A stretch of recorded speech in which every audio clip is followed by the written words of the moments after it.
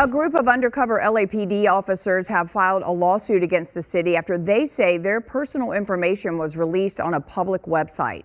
KTLA5 Sarah Welch is live in Westwood with more on the lawsuit. Here is a clip of a news conference from April the 4th, 2023, where 321 undercover LAPD officers are suing their employer for release of sensitive data via a California Public Records Act. The lawyers are seeking damages, citing safety risks, not just to the officers, but to their families. The tort claims set forth the general allegations, which stem from the City of Los Angeles and the Los Angeles Police Department's improper release of photographs and personal information for officers, and in our case, specifically undercover officers. The lawyers representing the officers only named as John or Jane Doe to protect their identities. The suit stemming from the improper release of officer information that was then posted online. Those impacts include long-term undercover officers working with entities like the FBI and those assigned intermittently to operations like vice, gangs, narcotics, and trafficking. Now, this all unfolded when the city had responded to a records request that it and LAPD had previously refused to comply with. A civil suit was then filed, and ultimately the city agreed to produce photo and info for LAPD officers. Now, the city attorney said, though, undercover officers should not be included or turned over, but somehow that information was turned over. The city released the nearly full roster of LAPD officers, including those undercover active duty police officers and officers with prior undercover assignments. Everything included from names, photos, emails, gender, and even rank. It was posted on a website called Watch the Watchers, a searchable database created by a watchdog group called Stop LAPD Spying Coalition. Now, the officers are suing, believing the commanding officer of the department's constitutional policy and policing allowed the release to go forward without the chief's knowledge.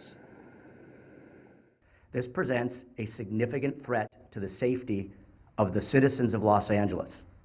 I can tell you without great detail that several undercover operations have had to stop, and several undercovers have been threatened with direct threats based on this release, requiring them and their families to move. And Chief Michael Moore has said he was unaware of the data release. He's issued an apology and has launched an investigation and says the department is looking into additional steps to safeguard an officer's personal information. I think what's the most disturbing portion of Chief Michael Moore's statement was he doesn't care about his fellow officers, just like he doesn't care about the general public. It sounds like the same BS blanket statement.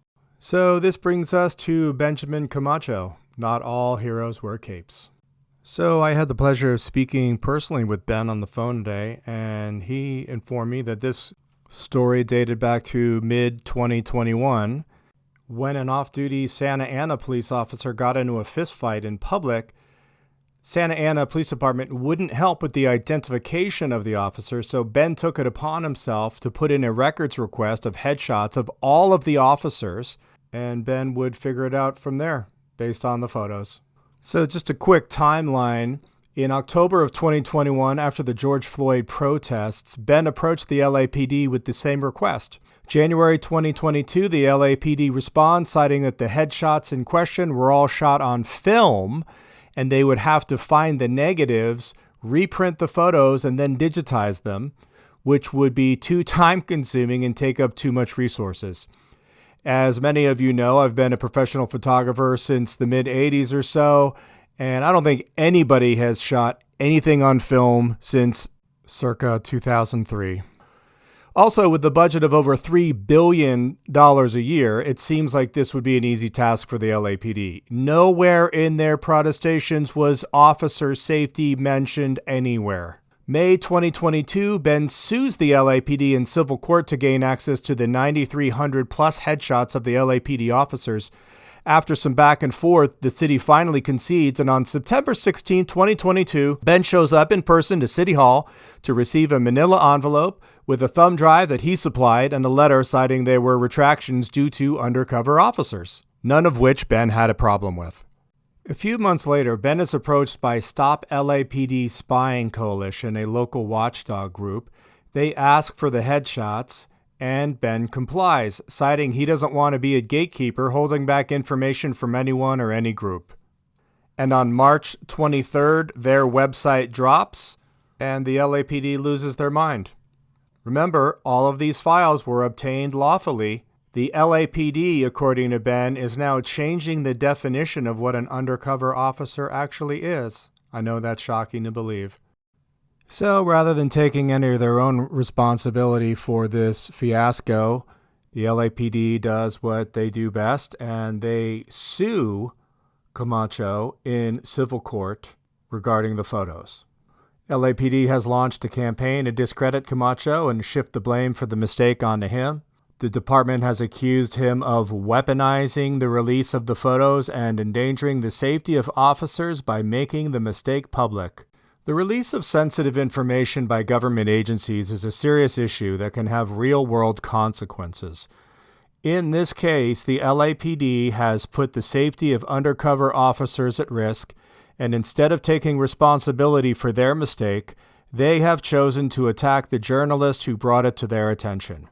This incident is a reminder of the importance of open records laws and the role that journalists play in holding government agencies accountable. Journalists like Ben Camacho are essential to our democracy, and they should be able to file open records requests without fear of retaliation from government agencies. We can't have government institutions allowed to operate in secrecy. Without the ability to access information about law enforcement activities, there is no way to hold them accountable for their actions. This can lead to abuses of power, corruption, violation of civil rights.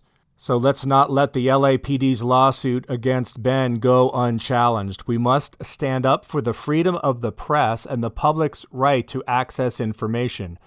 We must demand that law enforcement agencies operate transparently and are held accountable for their actions. We must also continue to support the journalists and advocates who are working to make our democracy more transparent and just. I'll be posting Ben's Twitter handle in the description below, along with a great article by theintercept.com regarding this case. I'll also be posting links to the Stop LAPD Spying Coalition website, as well as one other website regarding this story. Thank you so much for listening. Leave a comment below. Let me know what you think about this utter fiasco from the LAPD. As always, if you like the content and you want to find your way back, hit the subscribe button. You guys, memberships are available if you'd like to support the channel. Go reach out to Ben and let him know he did a hell of a job. Thanks so much for watching, you guys. Who's driving that truck? I thought cops made money.